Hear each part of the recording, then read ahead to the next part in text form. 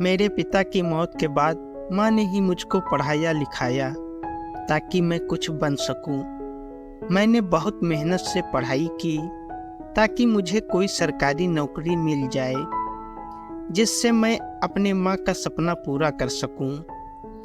लेकिन काफ़ी कोशिशों के बाद भी मुझे जब सरकारी नौकरी नहीं मिली तो मैं मजबूरन अपना गांव छोड़कर शहर में आ गया और एक प्राइवेट कंपनी में नौकरी करने लगा। शहर में आकर मैंने रहने के लिए एक किराए पर कमरा ले लिया और वहीं रहने लगा। मैं जिस मकान में रहता था उस मकान मालिक से मेरी अच्छी बनती थी। नौकरी से मेरी ठीक ठाक कमाई हो जाती थी।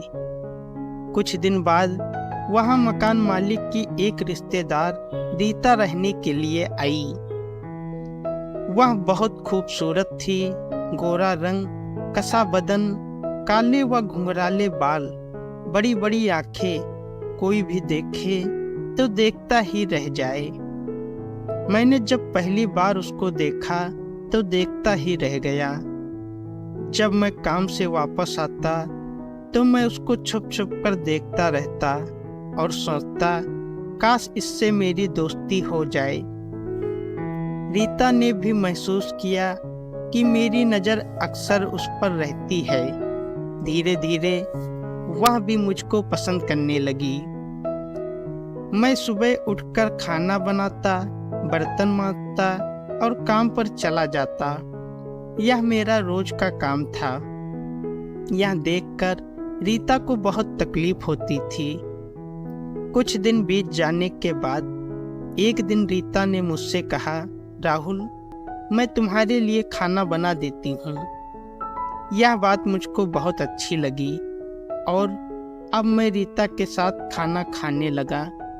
रीता मुझसे खूब बतियाती थी और मस्ती भी करती थी, लेकिन मैं कुछ नहीं कहता था। मैं सिर्फ हंसकर रह जाता था। अब जब हम दोनों एक दूसरे से खुलकर बातें करने लगे तो मुझ में भी हिम्मत आ गई और एक दिन मैंने हिम्मत करके रीता के गाल को छू दिया। रीता हंसकर रह गई और कुछ नहीं बोली। मुझको यह देखकर बहुत अच्छा लगा।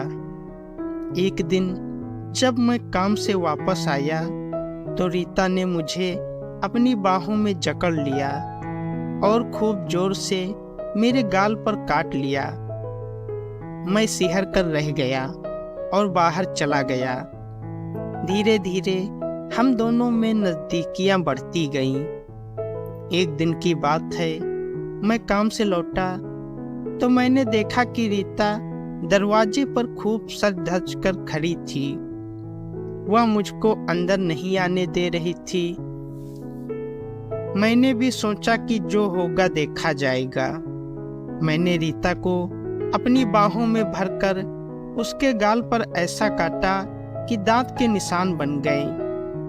रीता का गाल इतना लाल हो गया कि उसे दर्द होने लगा और उसकी आंखों से आंसू निकलने लगे। रीता ने मुझको बहुत डांटा। मैं तो तुम्हें दोस्त समझती थी और तुम एकदम निर्दयी निकले। यह सुनकर मैं शर्मिंदा हो गया। मैंने अपने बिस्तर उठाया और सोने के लिए छत पर जाने लगा। जाते जाते मैंने रीता से कहा, मुझे माफ़ कर दो, मैं अब दोबारा तुम्हें कभी नहीं छूऊंगा। छत पर लेटे हुए मेरी आंखों से नींद कोसों दूर थी। यह कहावत भी सच है कि आग और फूस जब नज़दीक होंगे तो कभी न कभी आग जरूर लगेगी। रात बीत रही थी। रात के तकरीबन 11 बज रहे थे। रीता ने अपना मोबाइल फ़ोन चार्ज करने के लिए स्विच बोर्ड में लगाया। थोड़ी देर बाद रीता ने सोचा कि क्यों ना वह मोबाइल चार्जर से निकालकर अपने पास रखकर सो जाए। जब वह मोबाइल फ़ोन निकालने लगी तो उसने देखा कि वह गर्म हो गया था। रीता अंदर से दरवाजा धीरे धीरे पीटने लगी। मैं छत पर लेटा जाग रहा था। मैं सीढ़ियों से उतरकर दरवाजे के पास आया और बोला, रीता, क्या बात है? इतनी रात को तुम जोर जोर से दरवाजा क्यों पीट रही हो? रीता ने कहा, तुम अंदर आओ तो बताऊं कि क्या बात है। मैं अंदर गया तो रीता ने कहा, राहुल, मेरा मोबाइल फोन बहुत गर्म हो गया है। मैंने मोबाइल फोन को चार्जर से निकालकर मेज पर रख दिया और कहा, मोबाइल तो ज़्यादा गर्म नहीं है, थोड़े समय में ठंडा हो जाएगा। फिर हम दोनों एक दूसरे को देखते रहे। मैं बोला, क्या अब मैं छत पर सोने जाऊं? रीता ने अंगड़ाई ली और कहने लगी, अगर तुम नामर्द हो तो जाओ, अगर मर्द हो तो मेरा मोबाइल ठंडा करके जाओ। यह सुनकर मैंने दरवाजा अंदर से बंद किया और रीता को बाहों में भरकर बिस्तर पर ले गया। फिर उसके होठों को चूमते हुए उसे अपने आगोश में ले लिया। उसके मखमल जैसे गोरे बदन को छूकर मैं अपने आप पर काबू नहीं रख पा रहा था। धीरे धीरे हम दोनों एक दूसरे में समा गए। फिर हम दोनों प्यार के सागर में इतनी बार डूबे कि सुबह कब हुई पता ही नहीं चला।